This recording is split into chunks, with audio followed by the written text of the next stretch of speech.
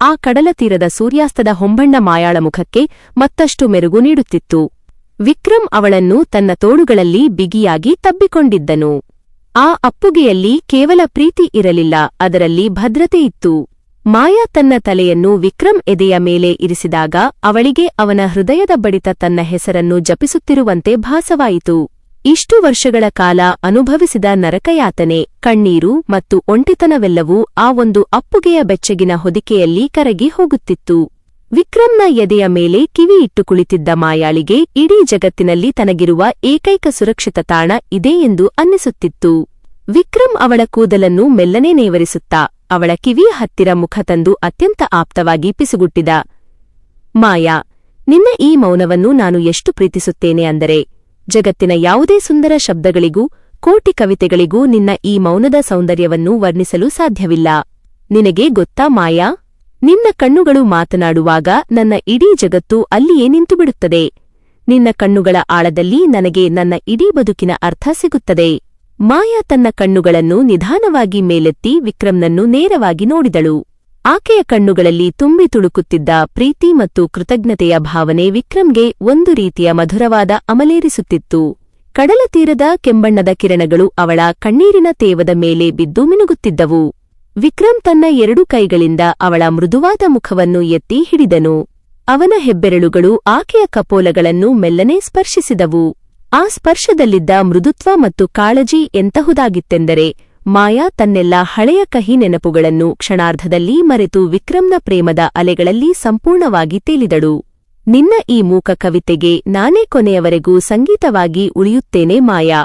ನಿನ್ನ ಬದುಕಿನ ಪ್ರತಿ ಹೆಜ್ಜೆಯಲ್ಲೂ ಈ ವಿಕ್ರಮ್ ನಿನ್ನ ನೆರಳಾಗಿ ಇರುತ್ತಾನೆ ಎಂದು ವಿಕ್ರಮ್ ಭಾವುಕನಾಗಿ ಹೇಳುತ್ತಿದ್ದಂತೆ ಮಾಯಾ ತನ್ನ ತಣ್ಣನೆಯ ಕೋಮಲವಾದ ಕೈಯನ್ನು ಅವನ ತುಟಿಗಳ ಮೇಲೆ ಇರಿಸಿದಳು. ಆಕೆ ಆ ಕ್ಷಣದಲ್ಲಿ ಯಾವುದೇ ಮಾತುಗಳನ್ನು ಕೇಳಲು ಬಯಸಲಿಲ್ಲ, ಏಕೆಂದರೆ ಆ ಪರಿಶುದ್ಧ ಪ್ರೇಮದ ಅದ್ಭುತ ಕ್ಷಣಕ್ಕೆ ಜಗತ್ತಿನ ಯಾವುದೇ ಮಾತುಗಳು ಬಲು ಸಣ್ಣವು ಎಂದು ಅವಳಿಗೆ ಅನಿಸಿತ್ತು. ಅವಳು ವಿಕ್ರಮ್ನ ಕುತ್ತಿಗೆಯನ್ನು ತನ್ನ 2 ಕೈಗಳಿಂದ ಬಿಗಿಯಾಗಿ ತಬ್ಬಿಕೊಂಡು ಅವನ ಎದೆಗೆ ಮತ್ತಷ್ಟು ಹತ್ತಿರ ಸರಿದಳು. ಇಬ್ಬರ ಉಸಿರಾಟವೂ ಒಂದೇ ಲಯದಲ್ಲಿ ಬೆರೆತು ಹೋಗಿತ್ತು.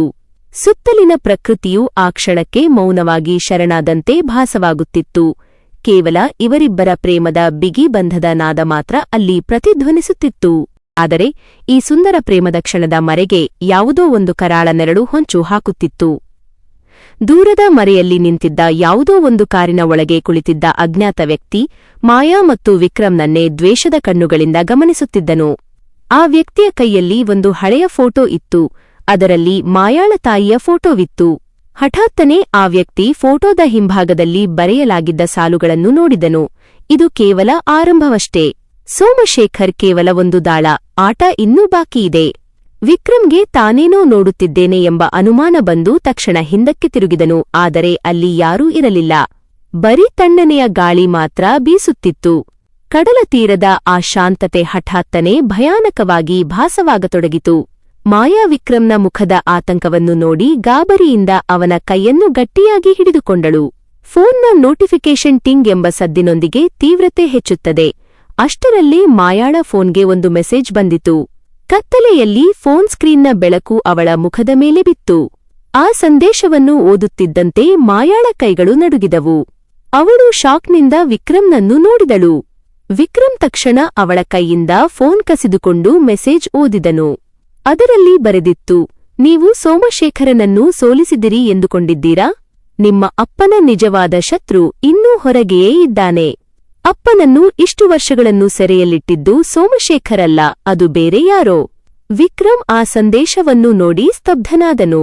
ಅಂದರೆ ಸೋಮಶೇಖರ್ನ ಹಿಂದೆ ಇನ್ನು ಯಾರೋ ದೊಡ್ಡ ಶಕ್ತಿ ಅಡಗಿದೆಯೇ? ಇಬ್ಬರೂ ತಕ್ಷಣವೇ ಕಡಲತೀರದಿಂದ ಮನೆಗೆ ಧಾವಿಸಿದರು. ಹಜಾರದಲ್ಲಿ ಕುಳಿತು ಪತ್ರಿಕೆ ಓದುತ್ತಿದ್ದ ಅಪ್ಪ ಇವರಿಬ್ಬರೂ ಉಸಿರು ಚೆಲ್ಲುತ್ತಾ ಹೆದರಿ ಒಳಗೆ ಬರುವುದನ್ನು ನೋಡಿ ಗಾಬರಿಯಿಂದ ಎದ್ದು ನಿಂತರು. ಮಾಯಾ ನೇರವಾಗಿ ಓಡಿಹೋಗಿ ಅಪ್ಪನನ್ನು ಗಟ್ಟಿಯಾಗಿ ತಬ್ಬಿಕೊಂಡು ಕಣ್ಣೀರು ಹಾಕಿದಳು. ಅವಳ ಕಣ್ಣೀರು ಅಪ್ಪನ ಹೃದಯವನ್ನು ಚುಚ್ಚುತ್ತಿತ್ತು. ವಿಕ್ರಮ್ ಗಂಭೀರ ಹೆಜ್ಜೆಗಳನ್ನಿಡುತ್ತಾ ಬಂದು ತನ್ನ ಕೈಯಲ್ಲಿದ್ದ ಫೋನ್ ಅನ್ನು ಅಪ್ಪನಿಗೆ ತೋರಿಸಿದನು. ಆ ಅನಾಮಧೇಯ ಸಂದೇಶವನ್ನು ಓದುತ್ತಿದ್ದಂತೆ ಅಪ್ಪನ ಮುಖದ ರಂಗು ಸಂಪೂರ್ಣವಾಗಿ ಮಾಸಿಹೋಯಿತು. ಅವರ ಕೈಗಳು ನಡುಗಲಾರಂಭಿಸಿದವು. ಕಣ್ಣುಗಳಲ್ಲಿ ದಟ್ಟವಾದ ಹಳೆಯ ನೆನಪಿನ ಆಘಾತ ಎದ್ದು ಕಾಣುತ್ತಿತ್ತು. ಅಪ್ಪ ತಕ್ಷಣವೇ ಸನ್ನೆ ಮಾಡುತ್ತಾ ಕೋಣೆಯ ಕಡೆಗೆ ನಡೆದರು. ತಮ್ಮ ಹಳೆಯ ಚರ್ಮದ ಬ್ಯಾಗ್ನಿಂದ ಸೋಮಶೇಖರ್ನ ಸಹಿ ಇದ್ದ ಆ ಆಸ್ತಿಯ ಹಳೆಯ ದಾಖಲೆಗಳನ್ನು ಮತ್ತೆ ಹೊರಗೆ ತೆಗೆದರು. ಅಪ್ಪ ಆ ಪತ್ರಗಳ ಕೊನೆಯ ಪುಟದ ಹಿಂಭಾಗದಲ್ಲಿದ್ದ ಒಂದು ರಹಸ್ಯ ಜಾಗವನ್ನು ವಿಕ್ರಮ್ಗೆ ಬೆರಳು ಮಾಡಿ ತೋರಿಸಿದರು. ವಿಕ್ರಮ್ ಆ ಪತ್ರದ ಹಿಂಭಾಗವನ್ನು ಸೂಕ್ಷ್ಮವಾಗಿ ಗಮನಿಸಿದಾಗ ಅಲ್ಲಿ ಒಂದು ಸಣ್ಣ ಸೀಲ್ ಇತ್ತು. ಅದರ ಮೇಲೆ ಬರೆಯಲಾಗಿತ್ತು, coffee estate association Kodagu 1998. Vikram ಸತ್ಯದ ಹತ್ತಿರ ತಲುಪುತ್ತಿದ್ದಂತೆ ಅವನ ಮುಖದ ರೇಖೆಗಳು ಬಿಗಿಯಾದವು. ಅಪ್ಪ, ಅಂದರೆ ನಿಮ್ಮ ಮತ್ತು ನನ್ನ ತಂದೆಯ ಹಳೆಯ ಸ್ನೇಹ ಮುರಿಯಲು ಹಾಗೂ ಇಷ್ಟೆಲ್ಲ ಕಷ್ಟಗಳಿಗೆ ಕಾರಣ ಕೊಡಗಿನ ಆ ಹಳೆಯ ಎಸ್ಟೇಟ್ ವ್ಯವಹಾರವೇ ಎಂದು ವಿಕ್ರಮ್ ಕೇಳಿದಾಗ ಅಪ್ಪ ಕಣ್ಣೀರು ಹಾಕುತ್ತಾ ತಲೆಯಾಡಿಸಿದರು. ಮತ್ತೊಮ್ಮೆ ಫೋನ್ ಮೆಸೇಜ್ ಸದ್ದು ಕೇಳಿಸಿ ಇಡೀ ವಾತಾವರಣ ಸ್ತಬ್ಧವಾಗುತ್ತದೆ. ಅಷ್ಟರಲ್ಲೇ ಮಾಯಾಳ ಫೋನ್ಗೆ ಮತ್ತೊಂದು ಸಂದೇಶ ಬಂದಿತು. ಮೂವರು ಉಸಿರು ಬಿಗಿ ಹಿಡಿದು ಸ್ಕ್ರೀನ್ ನೋಡಿದರು. ಅದರಲ್ಲಿ ಕೇವಲ ಒಂದು ವಿಳಾಸವಿತ್ತು, ಹಳೆಯ ಬಂಗಲೆ, ಬ್ಲಾಕ್ ನಂ. 9, ಕೊಡಗು. ನಿಮ್ಮ ಇತಿಹಾಸದ ಅಸಲಿ ಸತ್ಯ ತಿಳಿಯಬೇಕಾದರೆ ನಾಳೆ ಬೆಳಿಗ್ಗೆ ಇಲ್ಲಿಗೆ ಬನ್ನಿ. ಪೊಲೀಸರಿಗೆ ತಿಳಿಸಿದರೆ ನಿಮ್ಮ ಅಪ್ಪನ ಪ್ರಾಣಕ್ಕೆ ತೊಂದರೆ. ವಿಕ್ರಮ್ ದೀರ್ಘವಾಗಿ ನಿಟ್ಟುಸಿರು ಬಿಟ್ಟು ಮಾಯಾಳ ಕಣ್ಣುಗಳನ್ನು ನೋಡಿದನು. ಆ ಕಣ್ಣುಗಳಲ್ಲಿ ಈಗ ಕೇವಲ ಪ್ರೀತಿ ಇರಲಿಲ್ಲ, ಶತ್ರುವನ್ನು ಸದೆಬಡಿಯುವ ಹೊಸ ಕಿಚ್ಚು ಮೂಡಿತ್ತು. ಮಾಯಾ, ನಾವು ಕೊಡಗಿಗೆ ಹೋಗಲೇಬೇಕು. ನಮ್ಮ ಕುಟುಂಬಗಳ ಕಳೆದುಹೋದ ನೆಮ್ಮದಿಯನ್ನು ಮರಳಿ ತರಲು ಈ ರಹಸ್ಯದ ಕೊನೆಯ ಪುಟವನ್ನು ನಾವು ತೆರೆಯಲೇಬೇಕು ಎಂದು ವಿಕ್ರಮ್ ಗಂಭೀರವಾಗಿ ಹೇಳಿದನು. ವಿಕ್ರಮ್ನ ಆ ಮಾತುಗಳು ಗಾಳಿಯಲ್ಲಿ ತೇಲಿ ಹೋಗುತ್ತಿದ್ದಂತೆ ಇಡೀ ಕೋಣೆಯಲ್ಲಿ ಒಂದು ರೀತಿಯ ರಣರಂಗದ ಮೌನ ಆವರಿಸಿತು. ಮಾಯಾ ಅಪ್ಪನ ಕಣ್ಣುಗಳಲ್ಲಿದ್ದ ಹನಿಗಳನ್ನು ಒರೆಸುತ್ತಾ ವಿಕ್ರಮ್ನ ತೋಳನ್ನು ಗಟ್ಟಿಯಾಗಿ ಹಿಡಿದುಕೊಂಡಳು. ಅವಳ ಕಣ್ಣುಗಳಲ್ಲಿ ಈಗ ಕಣ್ಣೀರಿನ ಬದಲು ಸತ್ಯವನ್ನು ಬೆನ್ನಟ್ಟುವ ಛಲ ಕಾಣುತ್ತಿತ್ತು. ಇಷ್ಟು ದಿನ ನೆಮ್ಮದಿಯ ಮುಂಜಾವು ಅಂದುಕೊಂಡಿದ್ದು ಕೇವಲ ಬಿರುಗಾಳಿಯ ಮುಂದಿನ ಶಾಂತತೆ ಎಂಬುದು ಆ ಮೂವರಿಗೂ ಸ್ಪಷ್ಟವಾಗಿತ್ತು. ಮರುದಿನ ಮುಂಜಾನೆ ಇಡೀ ಜಗತ್ತು ಇನ್ನೂ ನಿದ್ದೆಯಿಂದ ಏಳುವ ಮುನ್ನವೇ ವಿಕ್ರಮ್ನ ಹಳೆಯ ಜೀಪ್ ಕೊಡಗಿನ ದಾರಿಯಲ್ಲಿ ವೇಗವಾಗಿ ಸಾಗುತ್ತಿತ್ತು. ಮುಸುಕಿದ ಮಂಜು, ಸುತ್ತಲೂ ಹರಡಿದ ದಟ್ಟವಾದ ಕಾಫಿ ತೋಟಗಳು ಪರಿಸ್ಥಿತಿಯ ಗಾಂಭೀರ್ಯವನ್ನು ಮತ್ತಷ್ಟು ಹೆಚ್ಚಿಸಿದ್ದವು. ಜೀಪ್ನ ಸ್ಟಿಯರಿಂಗ್ ಹಿಡಿದಿದ್ದ ವಿಕ್ರಮ್ನ ಕೈಗಳು ಬಿಗಿಯಾಗಿದ್ದವು. ಅವನ ಪಕ್ಕದಲ್ಲೇ ಕುಳಿತಿದ್ದ ಮಾಯಾ ತನ್ನ ಫೋನ್ನಲ್ಲಿ ಆ ಅನಾಮಧೇಯ ವಿಳಾಸವನ್ನೇ ಪದೇ ಪದೇ ನೋಡುತ್ತಿದ್ದಳು. ನಿಗೂಢವಾದ ನಾದ ಮತ್ತು ಭಾರೀ ಗಾಳಿಯ ಸದ್ದು ಕೊನೆಗೂ ಜೀಪ್ ಕೊಡಗಿನ ಆ ನಿಗೂಢ ಬ್ಲಾಕ್ ನಂ. 9 ಹತ್ತಿರ ಬಂದು ನಿಂತಿತು. ಕಣ್ಣೆದುರಿಗೆ ಕಾಣಿಸಿದ್ದು ಪಾಚಿಗಟ್ಟಿದ ಗೋಡೆಗಳು, ಒಡೆದು ಹೋದ ಕಿಟಕಿಗಳುಳ್ಳ ಒಂದು ಬೃಹತ್ ಹಳೆಯ ಬಂಗಲೆ. ಆ ಬಂಗಲೆಯ ಮುಖ್ಯ ಬಾಗಿಲು ನಿಧಾನವಾಗಿ ಗಾಳಿಗೆ ಕಟಪಟ ಎಂದು ಸದ್ದು ಮಾಡುತ್ತಾ ತೆರೆದೇ ಇತ್ತು. ವಿಕ್ರಮ್ ಜೀಪ್ನಿಂದ ಕೆಳಗಿಳಿದು ಸುತ್ತಲೂ ಕಣ್ಣಾಡಿಸಿದನು. ಹೆಜ್ಜೆ ಇಡಲು ಭಯವಾಗುತ್ತಿದ್ದರೂ ಮಾಯಾ ಧೈರ್ಯವಾಗಿ ವಿಕ್ರಮ್ನ ಹೆಜ್ಜೆಗೆ ಹೆಜ್ಜೆ ಇಡುತ್ತಾ ಆ ಬಂಗಲೆಯ ಹೊಸ್ತಿಲನ್ನು ದಾಟಿದಳು. ಬಂಗಲೆಯ ಒಳಗೆ ಕಾಲಿಡುತ್ತಿದ್ದಂತೆ ಅಲ್ಲಿನ ಶೀತಲ ವಾತಾವರಣ ಅವರಿಬ್ಬರನ್ನೂ ನಡುಗಿಸಿತು. ಹಜಾರದ ಮಧ್ಯದಲ್ಲಿ ಒಂದು ಹಳೆಯ ಮರದ ಟೇಬಲ್ ಇತ್ತು. ಅದರ ಮೇಲೆ ಧೂಳು ಹಿಡಿದಿದ್ದ ಒಂದು ದೊಡ್ಡ ಪೆಟ್ಟಿಗೆಯನ್ನು ಇಡಲಾಗಿತ್ತು. ಕುತೂಹಲ ಮತ್ತು ಆತಂಕದಿಂದ ಇಬ್ಬರೂ ಆ ಟೇಬಲ್ ಹತ್ತಿರ ಹೋದರು. ಆ ಪೆಟ್ಟಿಗೆಯ ಮೇಲೆ ಕೆಂಪು ಅಕ್ಷರಗಳಲ್ಲಿ ಬರೆಯಲಾಗಿತ್ತು, ನಿಮ್ಮ ತಂದೆಯಂದಿರ ಸ್ನೇಹದ ಕಬರಸ್ಥಾನಕ್ಕೆ ಸುಸ್ವಾಗತ. ವಿಕ್ರಮ್ ನಡುಗುವ ಕೈಗಳಿಂದ ಆ ಪೆಟ್ಟಿಗೆಯ ಮುಚ್ಚಳವನ್ನು ತೆಗೆದನು. ಅದರೊಳಗಿದ್ದ ವಸ್ತುವನ್ನು ನೋಡಿದ ತಕ್ಷಣ ಮಾಯಾ ತಕ್ಷಣವೇ ತನ್ನ ಬಾಯಿಯನ್ನು ಕೈಯಿಂದ ಮುಚ್ಚಿಕೊಂಡು ಹಿಂದೆ ಸರಿದಳು. ಅವಳ ಕಣ್ಣುಗಳು ಆಘಾತದಿಂದ ಅಗಲವಾದವು. ಆ ಪೆಟ್ಟಿಗೆಯೊಳಗೆ ಸೋಮಶೇಖರ್ನ ರಕ್ತಸಿಕ್ತವಾದ ಅದೇ ಹಳೆಯ ಡೈರಿ ಮತ್ತು ಅದರ ಪಕ್ಕದಲ್ಲೇ ಮಾಯಾಳ ತಾಯಿ ಸಾಯುವ ಮುನ್ನ ಬರೆದಿದ್ದ ಕೊನೆಯ ರಹಸ್ಯ ಪತ್ರದ ಅರ್ಧಭಾಗವಿತ್ತು. ಆ ಪತ್ರದ ಕೊನೆಯಲ್ಲಿ ಯಾರೋ ಇತ್ತೀಚೆಗೆ ಬರೆದಿದ್ದ ಸಾಲುಗಳು ಸ್ಪಷ್ಟವಾಗಿ ಕಾಣುತ್ತಿದ್ದವು. ಸತ್ಯದ ಅರ್ಧಭಾಗ ಇಲ್ಲಿದೆ. ಇನ್ನರ್ಧ ಭಾಗ ತಿಳಿಯಬೇಕಾದರೆ ನಡುರಾತ್ರಿ ಸರಿಯಾಗಿ 12 ಗಂಟೆಗೆ ಬಂಗಲೆಯ ಹಿಂಭಾಗದ ತೋಟಕ್ಕೆ ಬಾ ವಿಕ್ರಮ್. ನಿನ್ನ ತಂದೆಯ ಸಾವಿನ ಅಸಲಿ ಸತ್ಯವೂ ಅಲ್ಲೇ ಇದೆ. ಆ ಸಾಲುಗಳನ್ನು ಓದುತ್ತಿದ್ದಂತೆ ವಿಕ್ರಮ್ನ ಇಡೀ ಮುಖ ಕೆರಳಿ ಕೆಂಪಾಯಿತು. ಕೈಯಲ್ಲಿದ್ದ ಆ ಪತ್ರದ ಕಾಗದ ಕೋಪದ ನಡುಕಕ್ಕೆ ನುಜ್ಜುಗುಜ್ಜಾಗುತ್ತಿತ್ತು. ತನ್ನ ತಂದೆಯ ಸಾವು ಕೇವಲ ಆಕಸ್ಮಿಕವಲ್ಲ, ಅದೊಂದು ವ್ಯವಸ್ಥಿತ ಕೊಲೆ ಎಂಬ ಸತ್ಯ ಈಗ ಅವನೆದುರು ನಗ್ನವಾಗಿ ನಿಂತಿತ್ತು. ಮಾಯಾ ವಿಕ್ರಮ್ನ ತೋಳನ್ನು ಹಿಡಿದು ಬೇಡವೆಂಬಂತೆ ತಲೆಯಾಡಿಸಿದಳು.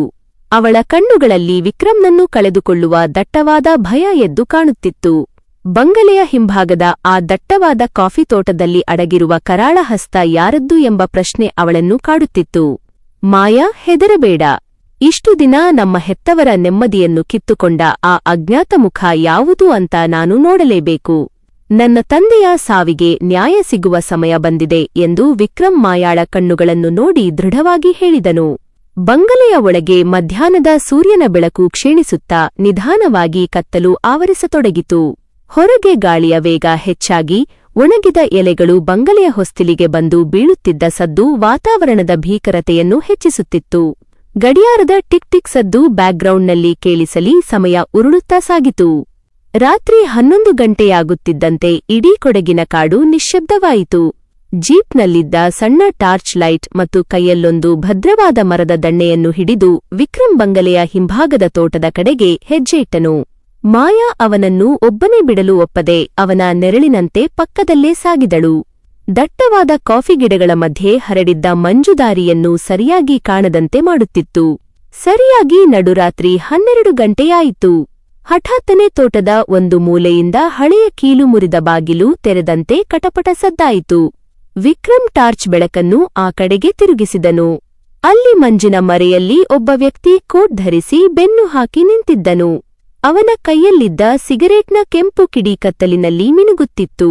ವಿಕ್ರಮ್ ಸಿಟ್ಟಿನಿಂದ ಗರ್ಜಿಸಿದ, ಯಾರು ನೀನು? ನನ್ನ ತಂದೆಯ ಸಾವಿನ ಬಗ್ಗೆ ನಿನಗೇನು ಗೊತ್ತು? ಧೈರ್ಯವಿದ್ದರೆ ಮುಖ ತೋರಿಸು. ಆ ವ್ಯಕ್ತಿ ನಿಧಾನವಾಗಿ ವಿಕ್ರಮ್ನ ಕಡೆಗೆ ತಿರುಗಿದನು. ಟಾರ್ಚ್ನ ಹಳದಿ ಬೆಳಕು ಆ ವ್ಯಕ್ತಿಯ ಮುಖದ ಮೇಲೆ ಬಿದ್ದ ತಕ್ಷಣ ವಿಕ್ರಮ್ ಮತ್ತು ಮಾಯಾ ಇಬ್ಬರೂ ತಾವಿದ್ದ ಜಾಗದಲ್ಲೇ ಕಲ್ಲಾಗಿ ನಿಂತುಬಿಟ್ಟರು. ಆ ಮುಖ ಬೇರೆ ಯಾರದ್ದೂ ಆಗಿರಲಿಲ್ಲ. ವರ್ಷಗಳ ಹಿಂದೆ ಕೊಡಗಿನ ಎಸ್ಟೇಟ್ ಅಪಘಾತದಲ್ಲಿ ತೀರಿಹೋಗಿದ್ದಾರೆ ಎನ್ನಲಾಗಿದ್ದ ವಿಕ್ರಮ್ನ ಸ್ವಂತ ದೊಡ್ಡಪ್ಪ ರಾಜಶೇಖರ್ ಅಲ್ಲಿ ಜೀವಂತವಾಗಿ ನಿಂತಿದ್ದರು. ಅವರ ಮುಖದಲ್ಲಿದ್ದ ಆ ಕ್ರೂರ ನಗು ಇಡೀ ರಹಸ್ಯದ ಅಸಲಿ ಸೂತ್ರಧಾರಿ ಇವರೇ ಎಂಬುದನ್ನು ಸಾರುತ್ತಿತ್ತು. ರಾಜಶೇಖರ್ನ ಮುಖದ ಮೇಲಿದ್ದ ಆ ರಕ್ಕಸಿ ನಗು ಕತ್ತಲಿನಲ್ಲಿ ಮತ್ತಷ್ಟು ಭಯಾನಕವಾಗಿ ಕಾಣುತ್ತಿತ್ತು. ಇಷ್ಟು ವರ್ಷಗಳ ಕಾಲ ಯಾರು ತೀರಿಹೋಗಿದ್ದಾರೆ ಎಂದು ಇಡೀ ಕುಟುಂಬ ಕಣ್ಣೀರು ಹಾಕಿತ್ತೋ ಅದೇ ಮನುಷ್ಯ ಇಂದು ಎಲ್ಲಾ ಕರಾಳ ಆಟಗಳ ಸೂತ್ರಧಾರನಾಗಿ ಕಣ್ಣೆದುರೇ ನಿಂತಿದ್ದನು. ವಿಕ್ರಮ್ನ ಕೈಯಲ್ಲಿದ್ದ ಟಾರ್ಚ್ ಲೈಟ್ ನಡುಗತೊಡಗಿತು. ಅವನ ಗಂಟಲಿನಲ್ಲಿ ಮಾತು ಸಿಲುಕಿಕೊಂಡಂತಾಯಿತು. ದೊಡ್ಡಪ್ಪ, ನೀವು ಬದುಕಿದ್ದೀರಾ? ವಿಕ್ರಮ್ನ ಧ್ವನಿಯಲ್ಲಿ ಆಘಾತ ಮತ್ತು ನಂಬಲಾಗದ ನೋವು ಒಟ್ಟಿಗೆ ಹೆಪ್ಪುಗಟ್ಟಿದ್ದವು. ರಾಜಶೇಖರ್ ತನ್ನ ಕೈಯಲ್ಲಿದ್ದ ಸಿಗರೇಟನ್ನು ಕೆಳಗೆ ಹಾಕಿಮೆಟ್ಟಿ ನಗುತ್ತಾ ಮುಂದೆ ಬಂದನು. ಹೌದು ವಿಕ್ರಮ್, ನಿನ್ನ ಹೆತ್ತವರ ಪಾಲಿಗೆ ಸತ್ತುಹೋದ ರಾಜಶೇಖರ್ ಈ ಕೊಡಗಿನ ಸಾಮ್ರಾಜ್ಯಕ್ಕೆ ಇಂದಿಗೂ ಬದುಕಿರುವ ಮಹಾರಾಜ. ನೀವೆಲ್ಲ ಸೋಮಶೇಖರ್ನನ್ನು ಶತ್ರು ಅಂದುಕೊಂಡಿದ್ದಿರಿ. ಆದರೆ ಅವನು ನಾನು ಆಡಿಸಿದಂತೆ ಆಡುತ್ತಿದ್ದ ಕೇವಲ ಒಂದು ಸಾಧಾರಣ ಕೋತಿ ಅಷ್ಟೇ. ಅವನ ಪ್ರತಿಯೊಂದು ಮಾತೂ ವಿಕ್ರಮ್ನ ಹೃದಯಕ್ಕೆ ಚಾಕುವಿನಿಂದ ಚುಚ್ಚಿದಂತಾಗುತ್ತಿತ್ತು. ಮಾಯಾ ಹೆದರಿಕೆಯಿಂದ ವಿಕ್ರಮ್ನ ಹಿಂದೆ ಸರಿದು ನಿಂತಳು. ಆದರೆ ರಾಜಶೇಖರ್ನ ಕಣ್ಣುಗಳು ಮಾಯಾಳ ಮೇಲೆ ಬಿದ್ದಾಗ ಅವನ ಮುಖದಲ್ಲಿದ್ದ ಕ್ರೌರ್ಯ ಮತ್ತಷ್ಟು ಹೆಚ್ಚಾಯಿತು. ನೋಡು ವಿಕ್ರಮ್, ಈ ಮಾಯಾಳ ತಂದೆ ರಾಮಚಂದ್ರ ಮತ್ತು ನಿನ್ನ ತಂದೆ ರಾಘವೇಂದ್ರ ಇಬ್ಬರೂ ಸೇರಿ ಅಂದು ನನ್ನನ್ನು ಈ ಆಸ್ತಿಯಿಂದ ಹೊರಹಾಕಲು ಸಂಚು ಮಾಡಿದ್ದರು. ಅದಕ್ಕೆ ಮೊದಲು ನಿನ್ನ ತಂದೆಯನ್ನು ಅಪಘಾತದ ಹೆಸರಿನಲ್ಲಿ ಮುಗಿಸಿದೆ. ಆಮೇಲೆ ಇವಳ ತಾಯಿಯನ್ನು ಹರಕೆ ಕುರಿಮಾಡಿದೆ. ರಾಮಚಂದ್ರನನ್ನು ಸೋಮಶೇಖರ್ನ ಕೈಗೆ ಒಪ್ಪಿಸಿ ನರಕದ ದರ್ಶನ ಮಾಡಿಸಿದೆ. ಈ ಸತ್ಯ ಕೇಳುತ್ತಿದ್ದಂತೆ ವಿಕ್ರಮ್ನ ತಾಳ್ಮೆಯ ಕಟ್ಟೆ ಒಡೆಯಿತು. ಕೈಯಲ್ಲಿದ್ದ ದಣ್ಣೆಯನ್ನು ಬಿಗಿಯಾಗಿ ಹಿಡಿದು ಅವನು ರಾಜಶೇಖರ್ನ ಕಡೆಗೆ ನುಗ್ಗಲು ಹೋದನು. ಆದರೆ ಅಷ್ಟರಲ್ಲೇ ಕತ್ತಲೆಯಿಂದ ಹಠಾತ್ತನೆ 4-5 ಜನ ರೌಡಿಗಳು ಮಾರಕ ಆಯುಧಗಳೊಂದಿಗೆ ಇವರನ್ನು ಸುತ್ತುವರಿದರು. ಮಾಯಾ ಭಯದಿಂದ ಕಿರುಚಲು ಹೋದಳು, ಆದರೆ ಅವಳ ಧ್ವನಿ ಗಂಟಲಲ್ಲೇ ಅಡಗಿಹೋಯಿತು. ರಾಜಶೇಖರ್ ಜೇಬಿನಿಂದ ಒಂದು ಸಣ್ಣ ಪಿಸ್ತೂಲನ್ನು ಹೊರಗೆ ತೆಗೆದು ನೇರವಾಗಿ ವಿಕ್ರಮ್ನ ಹಣೆಗೆ ಗುರಿಯಿಟ್ಟನು. ಇಷ್ಟು ವರ್ಷಗಳ ರಹಸ್ಯವನ್ನು ನೀವಿಬ್ಬರೂ ತಿಳಿದುಕೊಂಡ ಮೇಲೆ ನಿಮ್ಮನ್ನು ಬದುಕಿಡಲು ನಾನೇನೂ ಮೂರ್ಖನಲ್ಲ ವಿಕ್ರಮ್. ಇಂದಿಗೆ ಈ 2 ಕುಟುಂಬಗಳ ಕಥೆ ಇಲ್ಲಿಗೆ ಮುಗಿಯುತ್ತದೆ ಎನ್ನುತ್ತಾ ಅವನು ಪಿಸ್ತೂಲಿನ ಟ್ರಿಗರ್ ಮೇಲೆ ಬೆರಳು ಇಟ್ಟನು. ಮಾಯಾ ಕಣ್ಣು ಮುಚ್ಚಿ ವಿಕ್ರಮ್ನನ್ನು ತಬ್ಬಿಕೊಂಡಳು. ಅದೇ ಕ್ಷಣದಲ್ಲಿ ಇಡೀ ತೋಟವನ್ನು ಸೀಳಿಕೊಂಡು ದೊಡ್ಡ ಸದ್ದಿನೊಂದಿಗೆ ಪೊಲೀಸ್ ಸೈರನ್ ಕೇಳಿಸಿತು.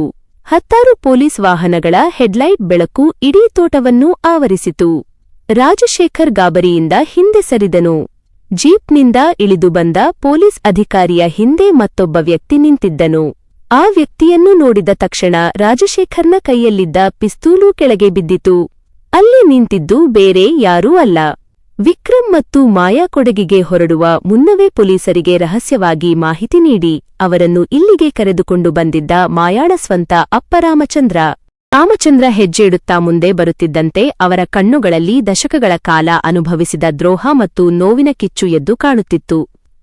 ರಾಜಶೇಖರ್ ತನ್ನ ಇಷ್ಟು ವರ್ಷಗಳ ಕರಡು ಸಂಚು ಕಣ್ಣೆದುರೇ ಒಡೆದು ಚೂರಾಗುತ್ತಿರುವುದನ್ನು ಕಂಡು ದಪ್ಪನೆ ಬೆದರಿ ನಿಂತಿದ್ದನು. ಸುತ್ತುವರಿದಿದ್ದ ರೌಡಿಗಳು ಪೊಲೀಸರ ಬಂದೂಕುಗಳನ್ನು ನೋಡಿ ಆಯುಧಗಳನ್ನು ಕೆಳಗೆ ಹಾಕಿ ತಕ್ಷಣವೇ ಕೈಯೆತ್ತಿದರು. ರಾಮಚಂದ್ರ ನಿಧಾನವಾಗಿ ರಾಜಶೇಖರ್ನ ಹತ್ತಿರ ಬಂದು ನಿಂತರು. ಮಾತು ಬರದಿದ್ದರೂ ಅವರ ತೀಕ್ಷ್ಣವಾದ ಕಣ್ಣಿನ ನೋಟವೇ ರಾಜಶೇಖರ್ನ ಪಾಪದ ಸಾಮ್ರಾಜ್ಯದ ಅಂತ್ಯವನ್ನು ಸಾರುತ್ತಿತ್ತು. ಪೊಲೀಸ್ ಅಧಿಕಾರಿ ಮುಂದುವರಿದು ರಾಜಶೇಖರ್ನ ಕೈಗೆ ಗಟ್ಟಿಯಾಗಿ ಕೋಳತೊಡಿಸಿದರು. ರಾಜಶೇಖರ್, ಕಾನೂನಿನ ಕಣ್ಣಿನಿಂದ ತಪ್ಪಿಸಿಕೊಳ್ಳಲು ನೀನು ಸತ್ತಂತೆ ನಟಿಸಿದೆ. ಆದರೆ ಪಾಪದ ಕೊಡ ತುಂಬಿದಾಗ ಸತ್ಯ ಹೊರಬರಲೇಬೇಕು ಎನ್ನುತ್ತಾ ಪೊಲೀಸರು ಅವನನ್ನು ಮತ್ತು ಅವನ ಆಳುಗಳನ್ನು ಜೀಪಿನ ಕಡೆಗೆ ಎಳೆದುಕೊಂಡು ಹೋದರು. ರಾಜಶೇಖರ್ ಹೋಗುವಾಗ ವಿಕ್ರಮ್ ಮತ್ತು ಮಾಯಾಳ ಕಡೆಗೆ ದ್ವೇಷದ ದೃಷ್ಟಿ ಬೀರುತ್ತಾ ನಡುಗುತ್ತಿದ್ದನು. ಕಾಫಿ ತೋಟದ ಮೇಲೆ ಮುಂಜಾನೆಯ ಹೊಸ ಕಿರಣಗಳು ಬೀರತೊಡಗಿದವು. ದಟ್ಟವಾದ ಮಂಜು ನಿಧಾನವಾಗಿ ಕರಗುತ್ತಿತ್ತು. ರಾಮಚಂದ್ರ ಬಂದು ವಿಕ್ರಮ್ ಮತ್ತು ಮಾಯಾ ಇಬ್ಬರ ಹೆಗಲ ಮೇಲೆ ಕೈ ಇರಿಸಿದರು. ಮಾಯಾ ಅಪ್ಪನನ್ನು ಗಟ್ಟಿಯಾಗಿ ಅಪ್ಪಿಕೊಂಡು ಇಷ್ಟು ದಿನ ತಡೆದಿದ್ದ ಕಣ್ಣೀರನ್ನು ಒಮ್ಮೆಗೆ ಹೊರಹಾಕಿದಳು. ಇಷ್ಟು ವರ್ಷಗಳ ಕಾಲ ತಮ್ಮ ಕುಟುಂಬಗಳನ್ನು ಕಾಡಿದ್ದ ಕರಾಳ ನೆರಳು ಕೊನೆಗೂ ಸಂಪೂರ್ಣವಾಗಿ ಅಳಿಸಿಹೋಗಿತ್ತು. ವಿಕ್ರಮ್ ತನ್ನ ತಂದೆಯ ಆತ್ಮಕ್ಕೆ ಶಾಂತಿ ಸಿಕ್ಕ ನೆಮ್ಮದಿಯಲ್ಲಿ ಮುಗಿಲ ಕಡೆಗೆ ಕೃತಜ್ಞತೆಯಿಂದ ನೋಡಿದನು. ವಿಕ್ರಮ್ ನಿಧಾನವಾಗಿ ಬಂದು ಮಾಯಾಳ ಕೈಗಳನ್ನು ತನ್ನ ಕೈಗೆ ತೆಗೆದುಕೊಂಡನು. ಅಪ್ಪ ಅವರಿಬ್ಬರನ್ನೂ ಒಟ್ಟಿಗೆ ನೋಡಿ ಆಶೀರ್ವಾದದ ಮಂದಹಾಸ ಬೀರಿದರು. ಕಡಲ ತೀರದಲ್ಲಿ ಆರಂಭವಾದ ಆ ಮೂಕ ಕವಿತೆಗೆ ಕೊಡಗಿನ ಈ ಮುಂಜಾವು ಒಂದು ಸುಂದರವಾದ ಮತ್ತು ಶಾಶ್ವತವಾದ ಮಂಗಲಗೀತೆಯನ್ನು ಹಾಡಿತ್ತು. ಇಬ್ಬರ ಕಣ್ಣುಗಳಲ್ಲೂ ಹೊಸ ಬಾಳಿನ ಹೊಸ್ತಿಲನ್ನು ದಾಟುವ ನೂರಾರು ಕನಸುಗಳು ಮೂಡಿದ್ದವು. ಕಾಫಿ ತೋಟದ ಆ ಮುಂಜಾವಿನ ಬೆಳಕಿನಲ್ಲಿ ರಾಜಶೇಖರ್ನ ಮಾತುಗಳು ಹೊಸ ಬಿರುಗಾಳಿಯ ಮುನ್ಸೂಚನೆಯನ್ನು ನೀಡಿದ್ದವು. ಇಷ್ಟು ವರ್ಷಗಳ ಕಾಲ ತಮ್ಮ ಕುಟುಂಬಗಳನ್ನು ಕಾಡಿದ್ದ ಕರಾಳ ನೆರಳಿನ ಹಿಂದೆ ಮತ್ತೊಂದು ರಹಸ್ಯ ಅಡಗಿದೆ ಎಂಬುದು ವಿಕ್ರಮ್ ಮತ್ತು ಮಾಯಾಗೆ ಸ್ಪಷ್ಟವಾಗಿತ್ತು. ಆದರೆ ಆ ರಹಸ್ಯ ಏನೇ ಇರಲಿ ಅದನ್ನು ಎದುರಿಸಲು ಇಬ್ಬರ ಕಣ್ಣುಗಳಲ್ಲೂ ಹೊಸ ಛಲ ಮೂಡಿತ್ತು. ಕೊನೆಗೂ ರಾಜಶೇಖರ್ ಸಿಕ್ಕಿಬಿದ್ದರೂ ಅವನು ಆಡಿದ ಆ ಕೊನೆಯ ಮಾತುಗಳ ರಹಸ್ಯವೇನು? ವಿಕ್ರಮ್ ಮತ್ತು ಮಾಯಾ ಕೊಡಗಿನ ಆ ಅಸಲಿ ಸತ್ಯವನ್ನು ಹೇಗೆ ಹುಡುಕುತ್ತಾರೆ? ತಿಳಿಯಲು ತಪ್ಪದೆ ನೋಡಿ ನಮ್ಮ ಮುಂದಿನ ರೋಮಾಂಚನಕಾರಿ ಸಂಚಿಕೆಯನ್ನು. ಈ ಕಥೆ ನಿಮಗಿಷ್ಟವಾಗಿದ್ದರೆ ದಯವಿಟ್ಟು ಈ ವಿಡಿಯೋವನ್ನು ಲೈಕ್ ಮಾಡಿ ಮತ್ತು ಶೇರ್ ಮಾಡಿ. ಇದೇ ರೀತಿಯ ಮತ್ತಷ್ಟು ರೋಚಕ ಮತ್ತು ಕುತೂಹಲಕಾರಿ ಕಥೆಗಳನ್ನು ನೋಡಲು ಈಗಲೇ ನಮ್ಮ ಫಾರ್ಮಸಿಸ್ಟ್ ಮಾಮ್ ಸ್ಟೋರೀಸ್ ಚಾನೆಲ್ಗೆ ಸಬ್ಸ್ಕ್ರೈಬ್ ಮಾಡಿ ಹಾಗೂ ಬೆಲ್ ಐಕಾನ್ ಕ್ಲಿಕ್ ಮಾಡಿ. ಧನ್ಯವಾದಗಳು.